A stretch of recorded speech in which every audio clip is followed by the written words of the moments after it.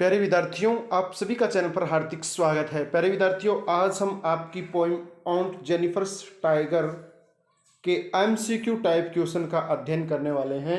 और इसका अध्ययन करना शुरू करें उससे पहले वीडियो को आप लाइक कर दीजिए, चैनल को सब्सक्राइब कर दीजिए और घंटे का निशान दबाकर बेल आइकन क्लिक कर दीजिए। बढ़ते हैं प्रश्न नंबर 1 की तरफ। और प्रश्न नंबर 1 क्या है? The attitude of the poet towards ऑन्ट Jennifer's is that of. जो कवि या कवियत्री का जो एटीट्यूड है ऑन्ट जेनिफर्स की तरफ वो कैसा है? हेट्रेड, नफरत का, लव, प्रेम का, सिंपैथी, सहानुभूति का, या कैजुअल? तो ये सिंपैथी है। क्या है ये? सिंपैथी। तो आपका उत्तर हो गया सी। नेक्स्ट प्रश्न की बात करते हैं। प्रश्न नंबर 2 देखिए क्या है। मैसिव मीन्स, मैसिव का यहाँ अर्थ है हाई, ऊंचा। हुज, विशाल, मिनिमम, स्मॉल। तो यहाँ हुज है, विशाल। बी उत्तर है मैसिव का, हुज, विशाल। नेक्स्ट क्वेश्चन देखिए आपका। Proud and unafraid, this two adjective have been used for. जो प्राउड और अनअफ्रेड एडजेक्टिव है वो किसके लिए काम में लिए गए हैं? तो यहाँ पर द अंकल के लिए बिल्कुल नहीं। मेल्स इन द सोसाइटी, समाज के लिए, या टाइगर ऑन द फॉरेस्ट, या the tiger on the panel. जो पैनल के ऊपर यानी जो पर्दे के ऊपर टाइगर बने हैं उनके लिए इन शब्दों का प्रयोग किया गया है। गर्व के साथ और बिना भय के वो बाघ है, वो घूमते रहते हैं, उछल कूद करते रहते हैं। तो डी उत्तर हो गया आपका। अगला क्वेश्चन देखिए। She was mastered by is a reference made to the hardship and difficulties that aunt Jennifer's faced during her life time.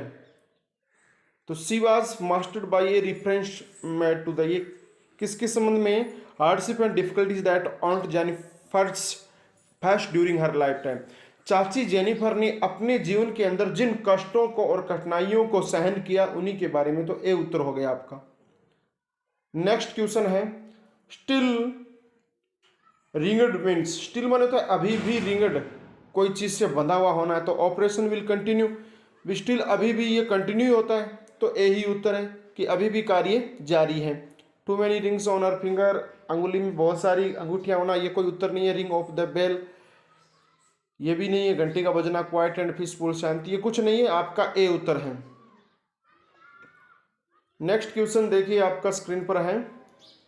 ऑन्ट Jennifer's family consist of. ऑन्ट Jennifer के परिवार में कौन कौन था?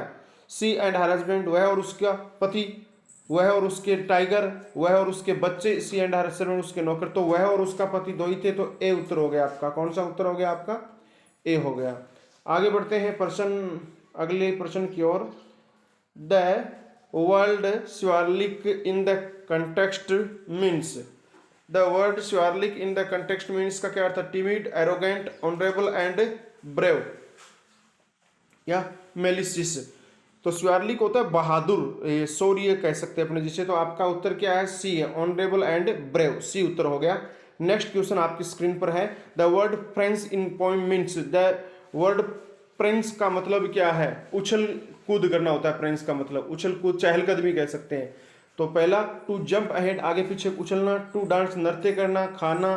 तो ये आपका ए ही उत्तर हो गया। टू जंप अहेड, ए उत्तर हो गया।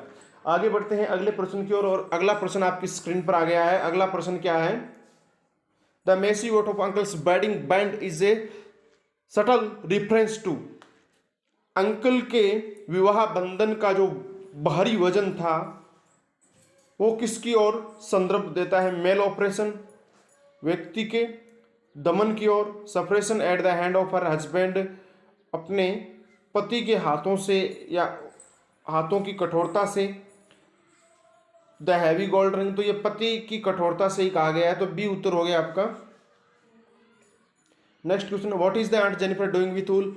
वुल के साथ यानी ऊन के साथ चाची एंटी पर क्या कर रही है? She is embroidering a wall panel, she is knitting a scarf, she is making a ball of wool, she is knitting a cape. Cape माने तो टोपी, वो टोपी बना रही है, वह ऊन की बॉल बना रही है, वो स्कार्फ बना रही है, या फिर वो एक पैनल के ऊपर यानी एक पर्दे के ऊपर एम्ब्रॉयडरिंग होती है, एम्ब्रॉयडरिंग होती है अपने, कह सकते हैं जिसे सजावट करना, ऊन से सजावट। कोई पर्दा होता है उसे ऊन से चित्र बनाना होता है। तो ए उत्तर हो गया आपका। यही कार्य वो कर रही थी। The rhyme scheme in stanza 1 is A A B B A B A B A B C A B B E. तो यहाँ पर राइम स्कीम है स्टेंजे की ए बी बी है, ए है। अब ये चीज़ आप समझते हैं तो पोएम के अंदर जाना पड़ेगा और अंतिम उच्चारण को देखना पड़ेगा। नेक्स्ट क्वेश्चन क्या है आपका, देखिए। They face is refer to, they face, they face गति करते हैं। गति करना यहाँ किसके लिए क्या कहता है? ह्यूमन बीइंग, मानव प्राणी, तो मानव प्राणी की कोई चर्चा नहीं है। जेनिफर्स फैमिली मेंबर, जेनिफर के परिवार के सदस्य, उनकी भी कोई चर्चा नहीं है। द टाइगर्स, हाँ ये टाइगर की चर्चा जरूर है, टाइगर है वो गति करते हैं, द टाइगर्स। हालांकि गति नहीं करते, वो बस कल्पना में ही किया गया है। Next question, denizen of the world of green means, of the world of green mean, green संसार के डेनिजन, डेनिजन होता है प्राणी, हरे संसार के प्राणी कौन हो सकता है? यानी जंगल के प्राणी।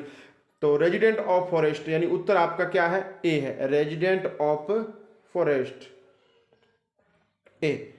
Next question, what do the tiger do on the screen? They, screen पर या पर्दे के ऊपर जो बाघ है वो क्या करते हैं? सिंग, गीत गाते हैं, जंप, कूदते हैं, कैच द प्रे, शिकार पकड़ते हैं, प्रेंस या चहलकदमी करते हैं। तो प्रेंस, देखो के जंप और प्रेंस में फर्क रहेगा, क्योंकि यहाँ पर प्रेंस का फर्क इसका है चहलकदमी करना या उछल कूद करना, और जंप माने होता है कूदना। तो जंप नहीं करते, वो क्या करते हैं? उछल कूद करते हैं, और यूं कह सकते हैं चहलकदमी करते हैं। तो यह शब्द ही यूज हुआ है आपकी पोइम के अंदर, डी वाला। नेक्स्ट क्वेश्चन देखिए, the poet aunt Jennifer is written by, ये किसके द्वारा लिखी गई है?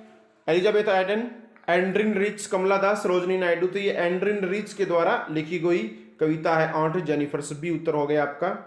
नेक्स्ट क्वेश्चन देखिए, where are the tiger sleeping, बाघ कहाँ सोए हुए हैं? पेड़ पर, ऑन द माउंटेन टॉप, पर्वतों के ऊपर, इन द केज, गुफा, पिंजरे में, इन द केव, गुफा में। तो ये डी उत्तर है आपका। टाइगर कहाँ सोए हुए? गुफा के अंदर, क्या होती है? गुफा। नेक्स्ट क्वेश्चन देखिए, what would Jennifer's terrified hands tell after her death, उसकी मृत्यु के बाद, यानी किसकी? आंट जेनिफर की मृत्यु के बाद उसके भयभीत हाथ क्या बताते हैं? स्टोरी ऑफ हर लाइफ, उसके जीवन की कहानी, बिल्कुल सही बात है। हर कंस्टेंट मैरिड लाइफ, उसके जीवन की कठोरता या क्रूरता वो भी बताते हैं। Her strength to find her west at be to fears, भय से मुक्ति पाना और ताकत को एकत्र करना, ये सब ऑल ऑफ दिस। तो ये आपका उत्तर हो गया डी। क्या उत्तर हो गया? डी। नेक्स्ट क्वेश्चन की बात करते हैं, question number 18, how are the tiger describe in the poem, कविता के अंदर बाघों का वर्णन किस प्रकार के किया गया? As a ferocious, fearless, warlike, all of these. तो ऑल ऑफ दीज है। फेरोसियस होता है क्रूर, यानी यूं कह सकते हैं अपने, जो अपने हिंसक कह सकते हैं, अपने शिकार पर गिर पड़ता है। तो ये भी उत्तर सही है। फियरलेस, बेरहित भी सही है। शिवालिक यानी शौर्य के साथ, ये भी सही। तो आपका उत्तर हो गया ऑल ऑफ दिस, यानी डी उत्तर हो गया। बाघों का वर्णन किया गया है अच्छे ही ढंग से। नेक्स्ट क्वेश्चन देखिए, why did aunt embroider tiger on the panel, why, क्यों did aunt embroider tiger on the panel? चाची है वो बाघों को एक पैनल पर यानी एक पर्दे के ऊपर क्यों बनाती है? To express her suppressed feeling, अपनी भावनाएं, जो शोषित भावनाएं उनको व्यक्त करने के लिए, सही बात है। टू एक्सप्रेस हर स्ट्रेंथ, अपनी ताकत को बताने के लिए, ये भी सही बात है। To express her fighting spirit of a warrior, एक योद्धा के रूप में भावनात्मक रूप से लड़ने के लिए, ये भी सही बात है। तो आपका उत्तर हो गया डी, ऑल ऑफ दीज। आगे बढ़ते हैं अगले प्रश्न की ओर। अगला प्रश्न नंबर 20 आपकी स्क्रीन पर आ गया है। What does wedding ring represent, wedding ring यहाँ पर क्या प्रस्तुत करती है? वेडिंग रिंग यानी जो विवाह की अंगूठी है वो किस बात की ओर प्रदर्शित करे? ब्यूटी, सुंदरता की ओर? बिल्कुल नहीं। एक्सपेंसेस, महंगाई, ये भी नहीं है।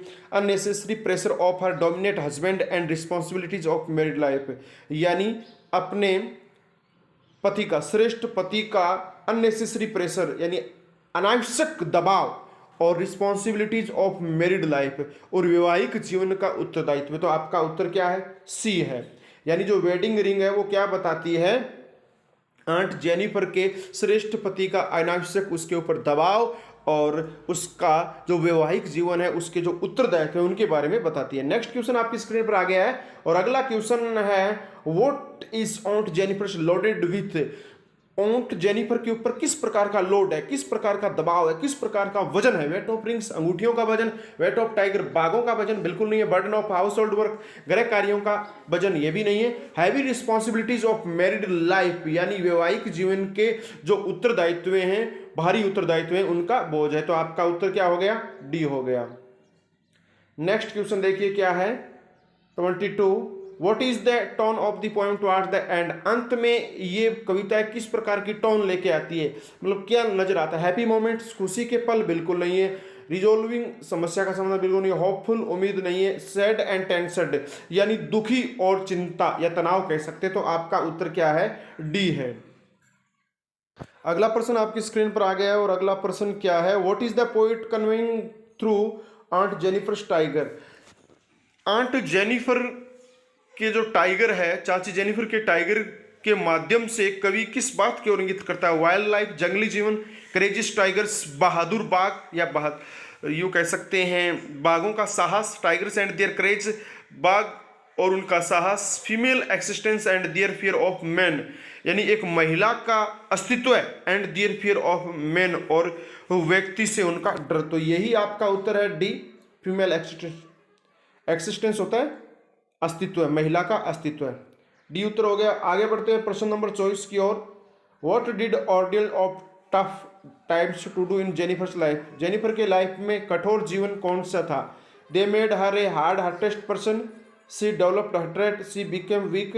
तो देखो पहला क्या है कि they made her a hard hearted person, यानी उन्होंने उसे एक कठोर दिल वाली महिला बना दिया। सी डेवलप्ड हेट्रेड, एक नफरत पैदा कर दी। सी बिकेम वीक, वो कमजोर होगी। दे कर्सड हर आर्टिस्टिक पर्सनैलिटी, यानी उसकी जो खुद का एक कला की जो व्यक्तित्व था उसका दमन कर दिया गया। तो यही है डी, यानी उसका दमन कर दिया गया। प्रश्न नंबर 25 देखिए क्या है, what did marriage bring for Jennifer? शादी है वो जेनिफर के लिए क्या लेके आती है? अनहैप्पीनेस, दुख, लॉस ऑफ फ्रीडम, स्वतंत्रता का खो जाना, loss of freedom and burden as if she has put on heavy band, और जैसे ही वो हैवी बैंड को पहनती है यानी विवाह के बंधन में बंधती है तो उसके ऊपर बोझ आ जाता है और उसकी स्वतंत्रता खो जाती है। तो सी उत्तर है। ठीक है, उत्तर नंबर आपका सी। नेक्स्ट क्वेश्चन आपकी स्क्रीन पर आ गया है, डज ऑन्ट जेनिफर नीड सिंपैथी? क्या ऑन्ट जेनिफर को सहानुभूति की आवश्यकता है? अब किसकी? वो जब चली गई है, मर गई है, तो सहानुभूति की आवश्यकता नहीं है। नो मोर देन सिंपैथी, सी डिजर्व प्रेज, यानी उसको सहानुभूति की आवश्यकता ही नहीं है क्योंकि वो डिजर्व करती है, प्रशंसा को डिजर्व करती है। वो एक बहादुर महिला है। नेक्स्ट क्वेश्चन देखिए, प्रश्न number 27। Tell and interpret the meaning of denizen of a world of green. कृपया आप हमें बताइए denizen of a world of green का क्या अर्थ है यहाँ पर? डेनिजन मतलब निवासी ऑफ वर्ल्ड ऑफ ग्रीन, हरे संसार के निवासी, यानी जंगल के निवासी।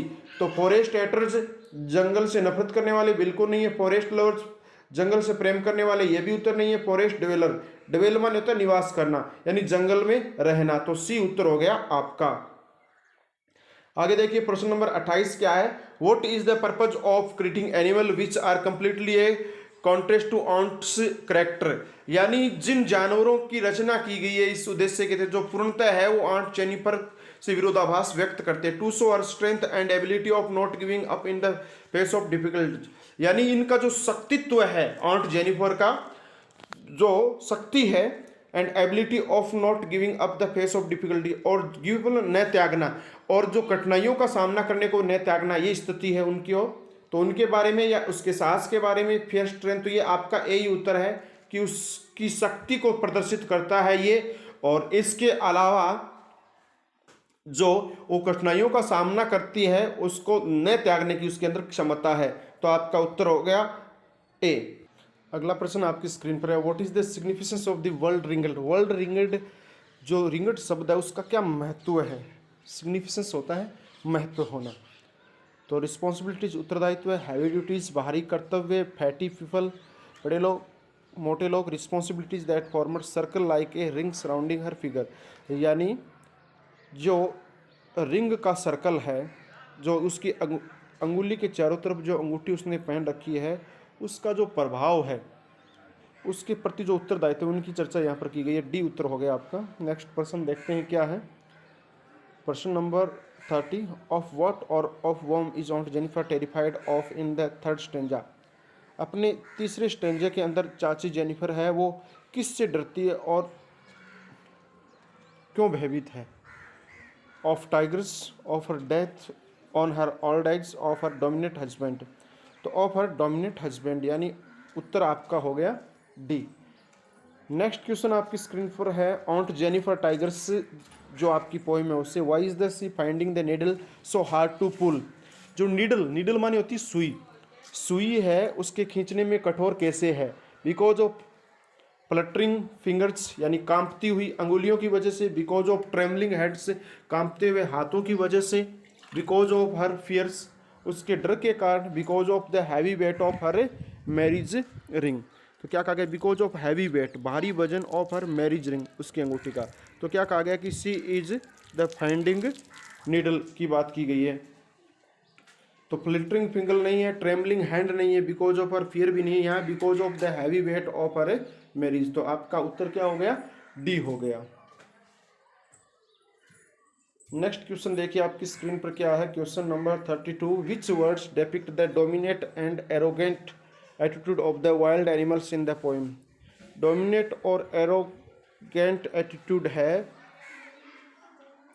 वह है किसका नजरिया, यानी जंगली जानवरों के प्रति कविता के अंदर जो डोमिनेट और एरोगेंट वर्ड यूज किए गए हैं वो किस ओर इंगित करते हैं? तो डोमिनेट होता है निवासी और एरोगेंट होता है मतलब शौर्य के साथ। तो यहाँ पर देखो डोमिनेट, एरोगेंट, डेड्रोवेल यानी डेनिजन एंड शिवालिक यानी डी है। तो जो डी वर्ड्स है वो इस बात को इंगित करते हैं, डोमिनेट एंड एरोगेट को। तो डी उत्तर हो गया। डेनिजन होता है निवासी, शिवालिक होता है शौर्य। What issue does the poem aunt Jennifer tiger address.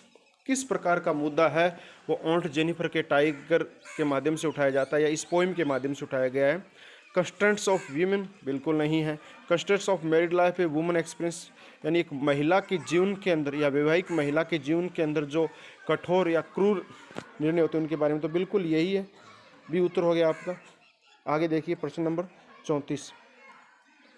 How many volumes of poetry has she published.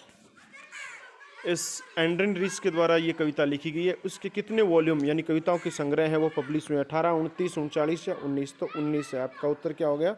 D. आगे बढ़ते हैं अगले प्रश्न की ओर। अगला प्रश्न आपकी स्क्रीन पर है, who is the poet of the poem aunt Jennifer tiger. Aunt Jennifer tiger कविता के रचनाकार या कवि कौन है? तो ये आपकी एंड्रिन रीच ही है। ये प्रश्न पहले आ चुका है। प्रश्न नंबर 36 देखिए, what is ऑन्ट doing in poem.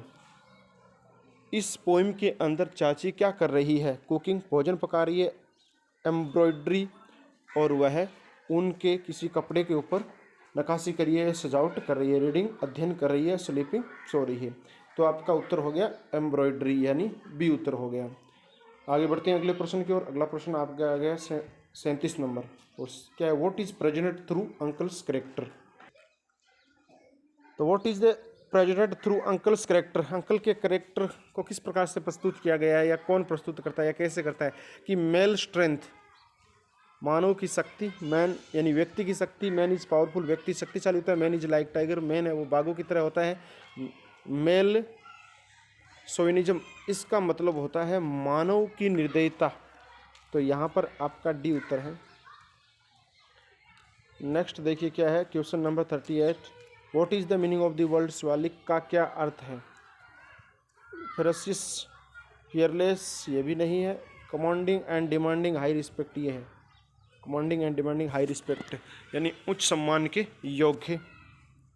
Next question आपकी स्क्रीन पर आ गया है, why are tigers given the name Aunt Jennifer tiger.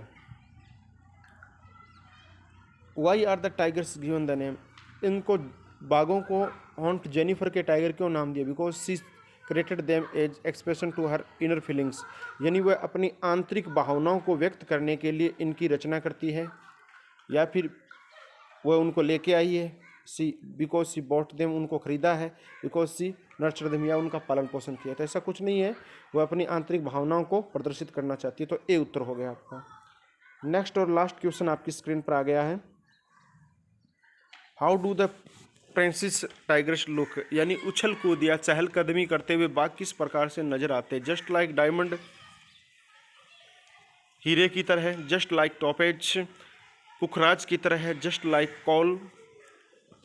कोयले की तरह, जस्ट लाइक स्टोन, पत्थर की तरह। तो वो कहा है ना पीले पुखराज की तरह, तो आपका उत्तर क्या हो गया? बी हो गया, जस्ट लाइक टॉपेज। यानी टॉपेज होता है पुखराज, एक कीमती धातु होती है, जैसे डायमंड हीरा होता है, पन्ना, मूंगा, उसी प्रकार एक पुखराज भी धातु है जो पीले रंग की होती है। और बाघों का रंग भी कैसा है? पीला ही है। प्यारे विद्यार्थियों, ये आपके 40 क्वेश्चन थे इस पोइम से, जो ही शानदार बड़े क्वेश्चन हैं। आप इनका अध्ययन कर रहे हैं, बहुत अच्छी बात है। आपने इस वीडियो को अंत तक देखा, इसके लिए आपको बहुत बहुत धन्यवाद। यदि वीडियो पसंद आया तो लाइक करें, अभी तक चैनल सब्सक्राइब नहीं किया तो चैनल को भी सब्सक्राइब करें, घंटे का निशान दबाकर ऑल बटन पर क्लिक कर दीजिए ताकि आने वाली वीडियो की सूचना आप तक तुरंत पहुँच जाए। प्यारे विद्यार्थियों, फिर मिलेंगे एक नई क्लास में, तब तक के लिए जय हिंद, जय भारत, वंदे मातरम।